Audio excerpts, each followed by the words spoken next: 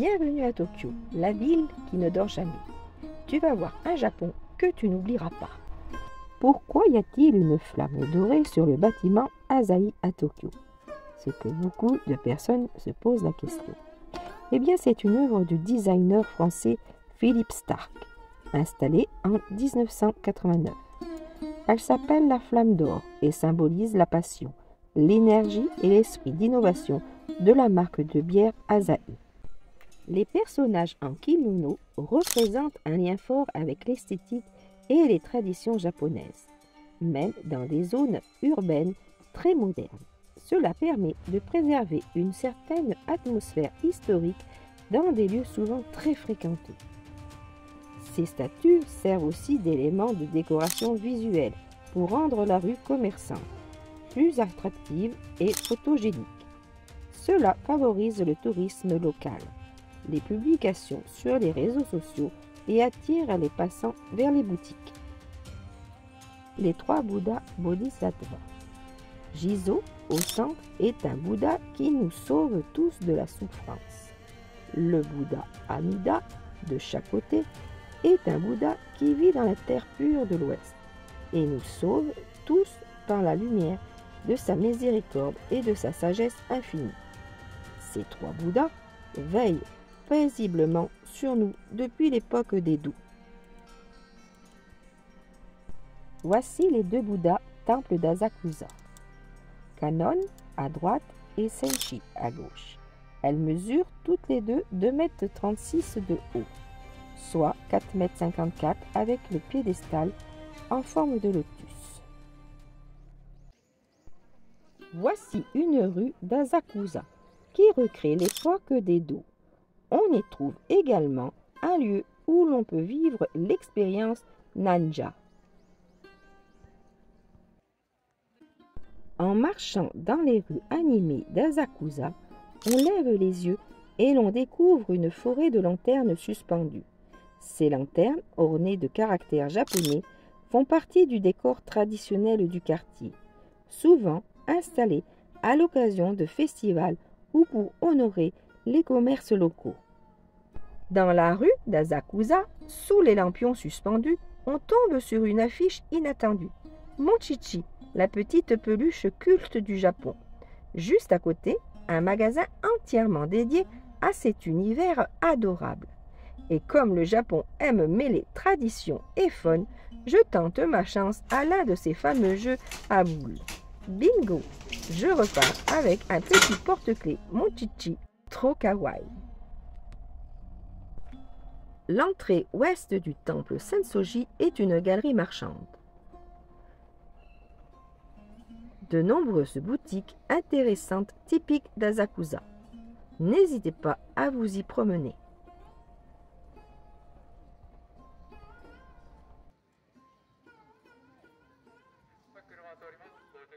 En plein cœur de Tokyo, on tombe sur cette fresque impressionnante.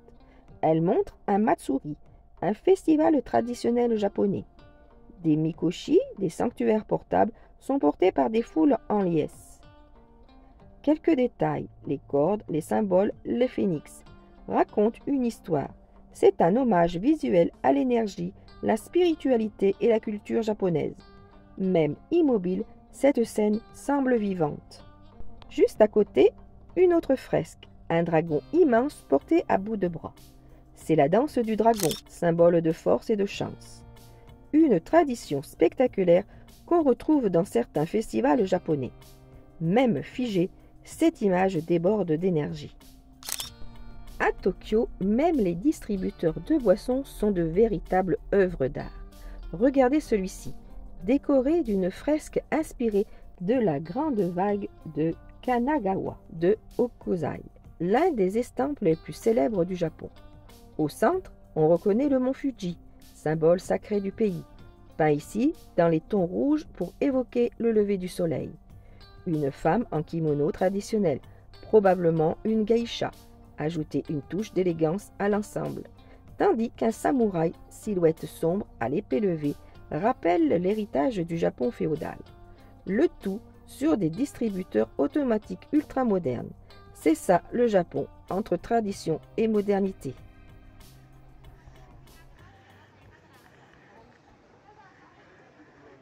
Opilori ou Opi Street est un ensemble d'izakaya.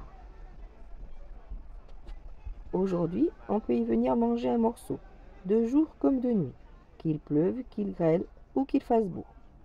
On y trouve plus d'une douzaine d'établissements. Le Kanda Matsuri est l'un des 3 grands festivals shinto de Tokyo. Il est organisé par le sanctuaire Kanda Myojin et célèbre les divinités protectrices de la ville. Les festivités comprennent des processions de chars décorés, mikoshi, des danses traditionnelles et des spectacles de musique. Le point culminant est la grande parade du samedi, où plus de 100 mikoshi défilent dans les rues de Tokyo, accompagnés de milliers de participants en costumes traditionnels. Les prêtres placent la relique du sanctuaire, incarnation physique du kami. Le prêtre principal prononce ensuite les incantations sacrées et appelle le kami à s'incarner dans le mikoshi. Il scelle enfin le mikoshi qui est ensuite transporté à travers tout le quartier pour attirer la bénédiction du dieu. Nous voici près des immeubles comme Jigo, qui sont en réalité des centres d'arcade, un vrai pilier de la culture urbaine japonaise. Mais pourquoi sont-ils si présents à Tokyo? Au Japon, et surtout à Tokyo, les gens vivent souvent dans des petits appartements. Il est donc courant de sortir pour se détendre et de s'amuser en ville. Les centres, comme Jigo, offrent un lien abordable, bruyant, lumineux et vivant, parfait pour s'évader du quotidien. Machine à pince pour gagner des objets collector. Jeux, vidéos d'arcade, souvent introuvables ailleurs. Jeux musicaux ou de danse, qui demandent de vraies compétences. C'est une forme de loisir actif, autant que de compétition amicale. Ces salles d'arcade ont explosé pendant l'âge d'or du jeu vidéo au Japon, et Tokyo en a gardé le cœur battant. Même si elles disparaissent peu à peu ailleurs, ici, elles sont devenues les lieux emblématiques, presque nostalgiques. Le Japon est un pays passionné de jeux, d'animation et de gadgets. Ces bâtiments rassemblent tout ça.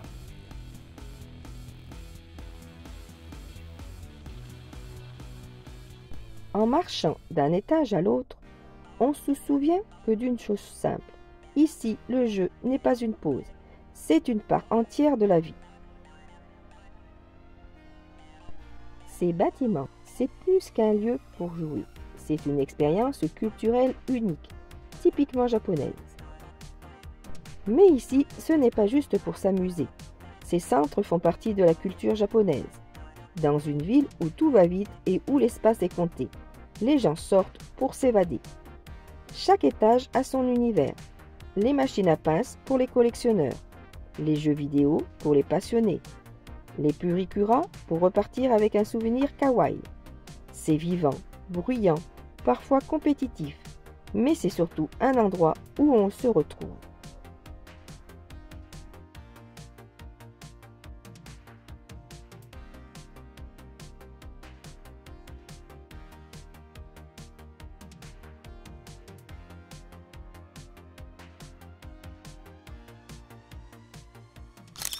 Notre fille nous lance un défi, mon Canou et moi, en plein duel sur des fauteuils de jeu Mario. On s'élance à toute vitesse, les yeux rivés sur l'écran, chacun bien décidé à gagner. Les virages s'enchaînent, les carapaces volent et l'ambiance est à fond.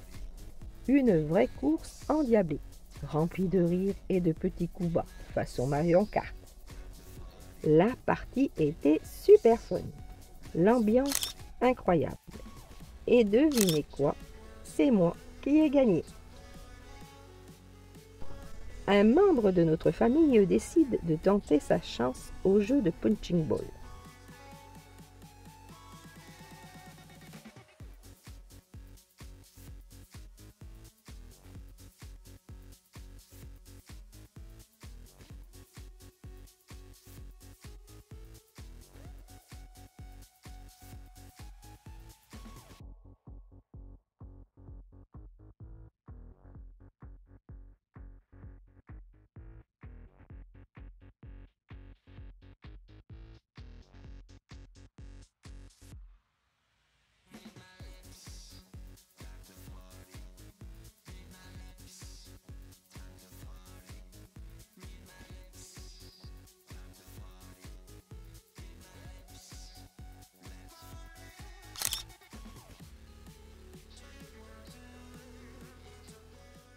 Et maintenant, place à mon canot.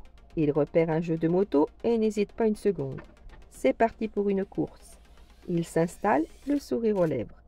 Faut dire que c'est un ancien motard, alors là, il est dans son élément.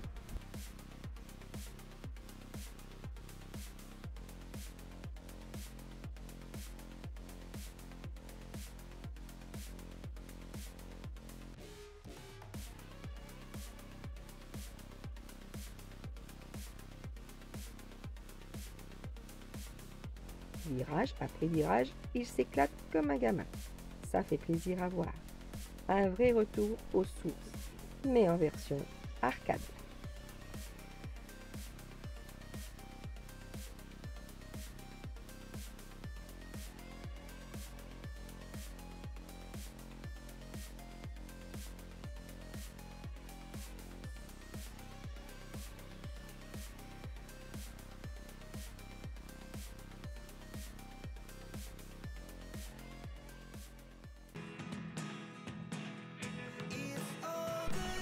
On continue notre balade dans les étages du centre de jeu. Chaque étage regorge de plein de jeux vidéo différents. C'est impressionnant. On y voit de tout. Des jeux de course, des jeux de tir, des simulateurs, des classiques d'arcade. Bref, il y a vraiment des jeux pour tous les goûts et tous les âges. On pourrait y passer des heures sans jamais s'ennuyer. Et pendant qu'on continue de découvrir les étages, on tombe sur quelqu'un en pleine partie sur un jeu de musique. Ses mains bougent à une vitesse folle. C'est hyper impressionnant à voir. Il enchaîne les notes avec une précision incroyable. On est resté scotché devant sa performance. C'est aussi ça qu'on adore dans ces salles, voir des gens vraiment passionnés qui s'éclatent à fond.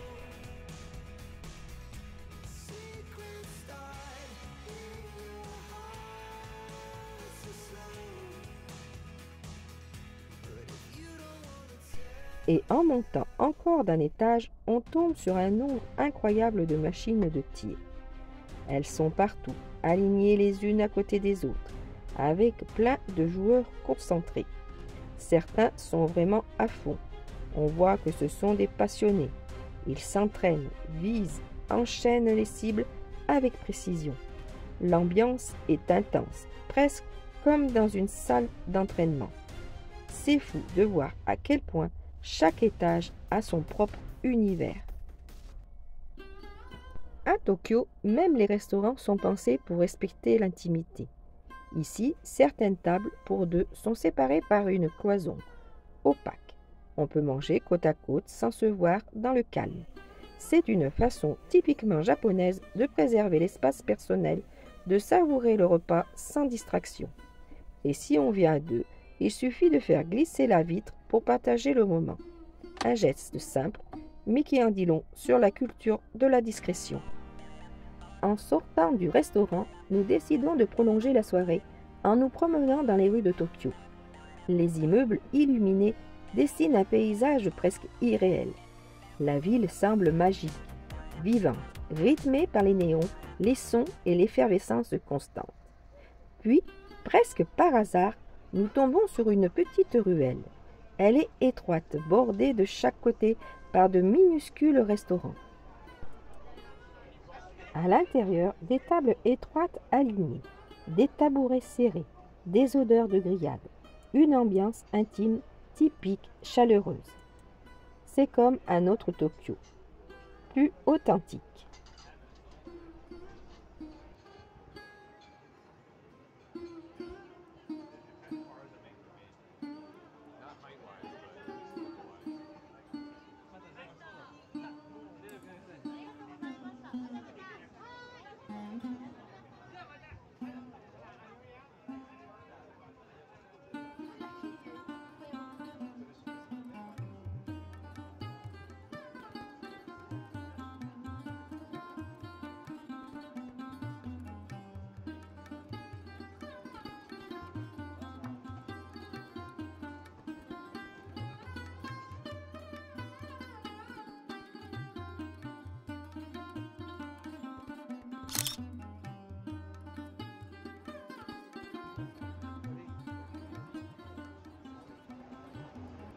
Après la ruelle, Tokyo s'éveille en couleur.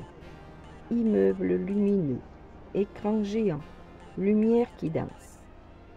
Une sirène d'ambulance est typique ici. Ça résonne dans la nuit. Chaque instant révèle la vie vibrante de cette ville qui ne dort jamais. Tokyo, spectacle infini.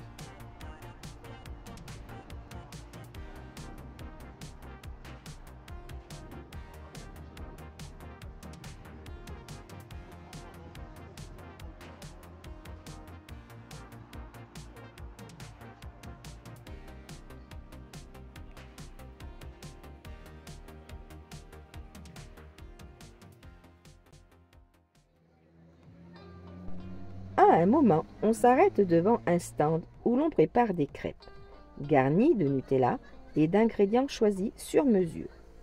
Ces crêpes sont roulées en forme de cornet, comme une glace, parfaite pour continuer la balade.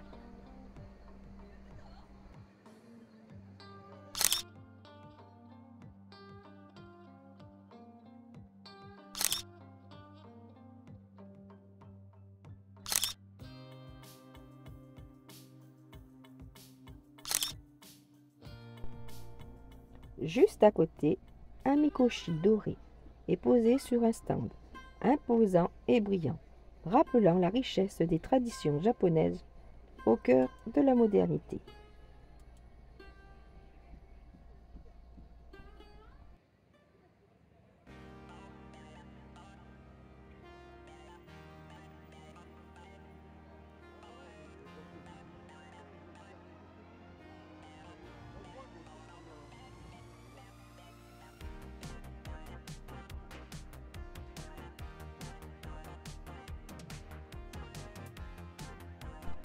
Tokyo la nuit est un spectacle permanent. Autour de moi, les rues s'illuminent de 1000 couleurs éclatantes. Les grands écrans géants diffusent des dessins animés japonais, leurs images animées emplissant l'air d'une énergie vibrante et presque magique. Chaque pas me rapproche un peu plus de l'essence même de cette ville, où tradition et modernité se croisent sans cesse.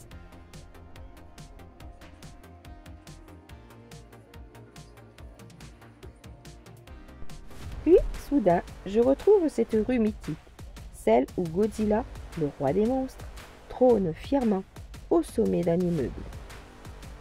Sous son regard imposant, la ville continue de battre au rythme de ses lumières, de ses sons et de ses histoires multiples. Dans cette ambiance nocturne électrique, Tokyo révèle toute sa singularité, un mélange unique de spectacle, de culture et de vie urbaine. À même le sol, l'histoire d'Asakusa s'écrit sous nos pieds.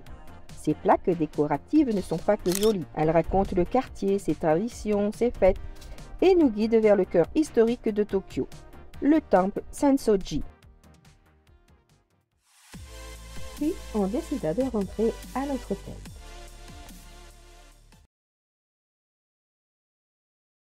Nous partons ensemble découvrir le temple Noko-Jiriyama. Nous prenons le train de Tokyo Station jusqu'à Amakanaya, la gare la plus proche. Nous arrivons à la station téléphérique. Il s'agit d'un véhicule de fabrication suisse, offrant une vue panoramique à 360 degrés.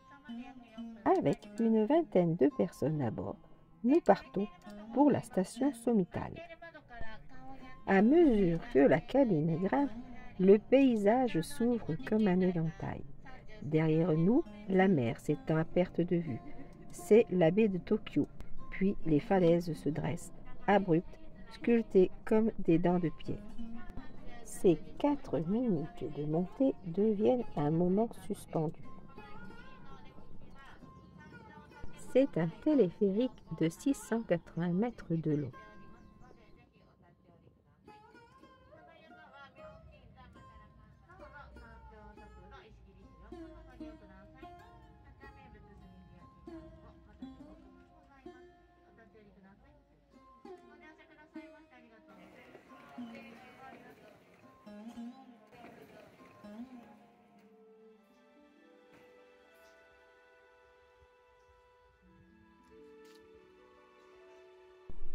C'est un endroit spectaculaire classé parmi les 100 plus belles vues du mont Fuji, dans la région du Kanto.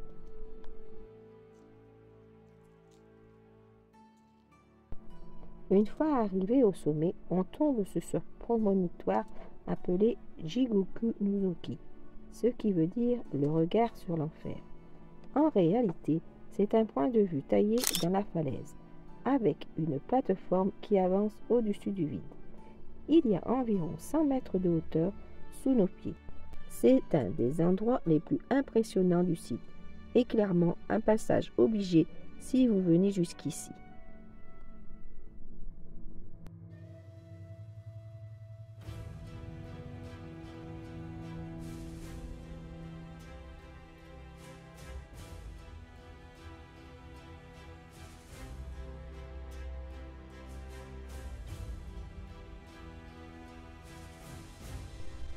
Juste après le belvédère, on arrive devant une immense statue taillée dans la falaise.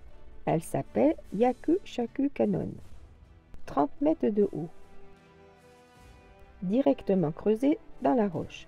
Cette représentation de Kannon, la déesse bouddhique de la compassion, a été réalisée dans les années 60. Elle rend hommage aux victimes de la guerre et à ceux qui ont travaillé dans cette montagne.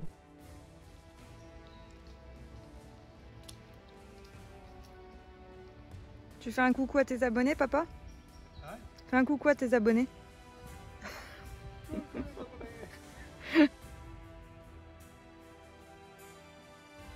Un peu plus loin, on découvre une tour élégante, typique de l'architecture bouddhique japonaise.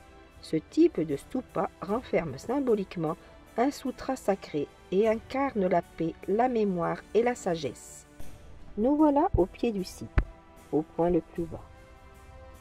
Ce qui veut dire que nous allons affronter un nombre impressionnant de marches. Il paraît qu'il y en a 2639 au total. Voici l'un des recoins les plus saisissants.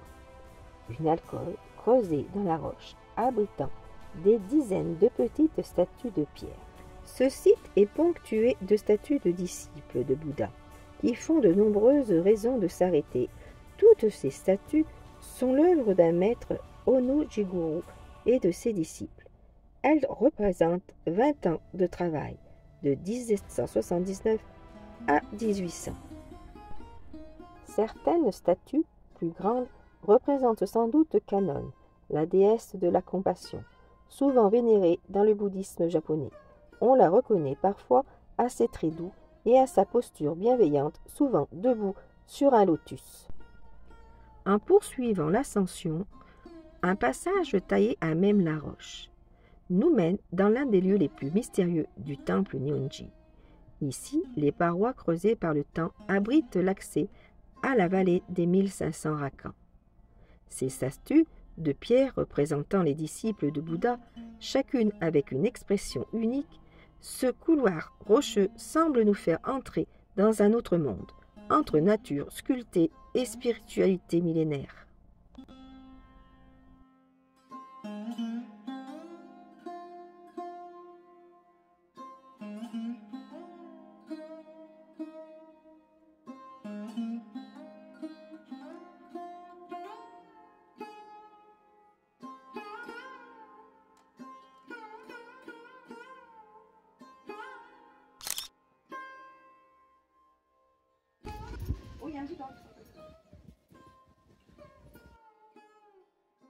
Vas-y, retourne-toi.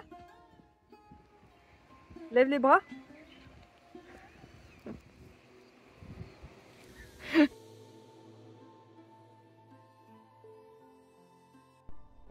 Sculptées directement dans la roche ou installées dans les niches naturelles, ces statues donnent à l'endroit une atmosphère hors du temps. Le contraste entre la pierre brute de la falaise et la finesse des sculptures témoigne d'un immense travail spirituel et artistique, réalisé ici dès le 8e siècle et poursuivi au fil des siècles.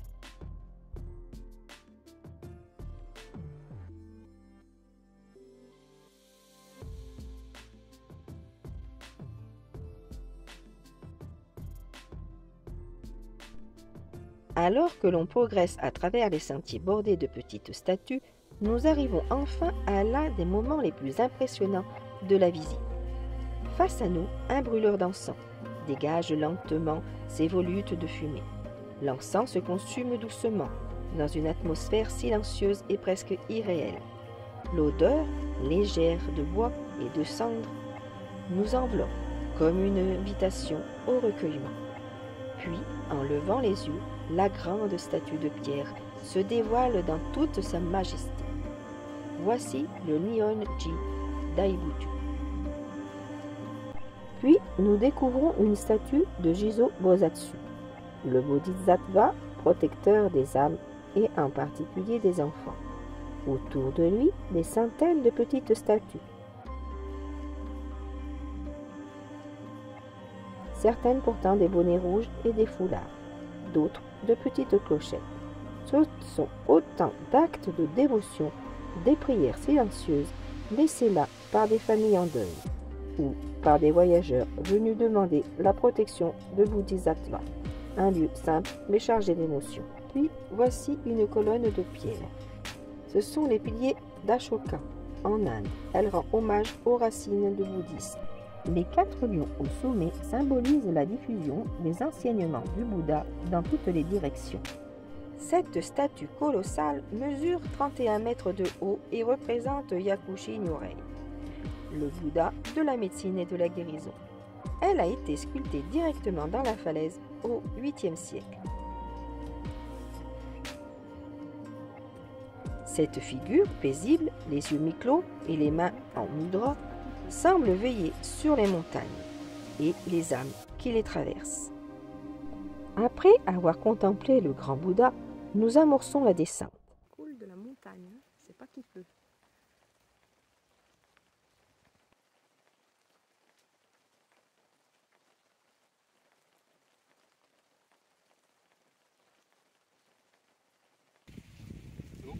Non, je prends la mer maintenant. On est déjà là, la mer. Voici un petit sanctuaire shinto rouge. Ces sanctuaires, dédiés aux divinités de la nature, aux protectrices locales, coexistent depuis longtemps avec les temples bouddhistes au Japon. Et voici le temple Nihonji, avec sa salle d'Akokudo, située sur le mont Nokojiri, dédié à Daikakuten, dieu de la richesse, l'un des 7 dieux de la chance.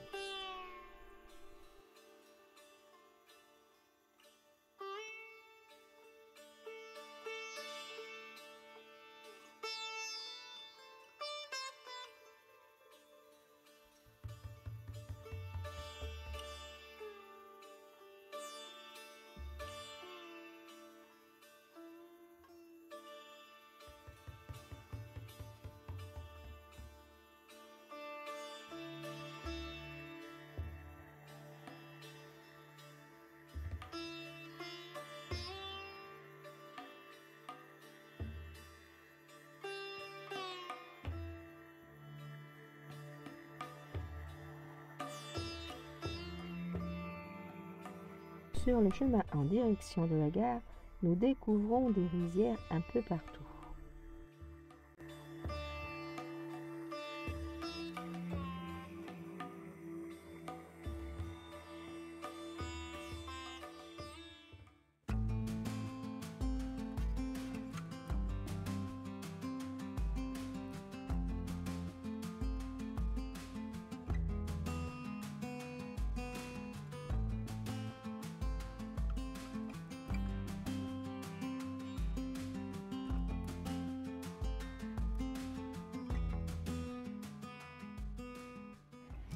Un homme et une femme, main dans la main,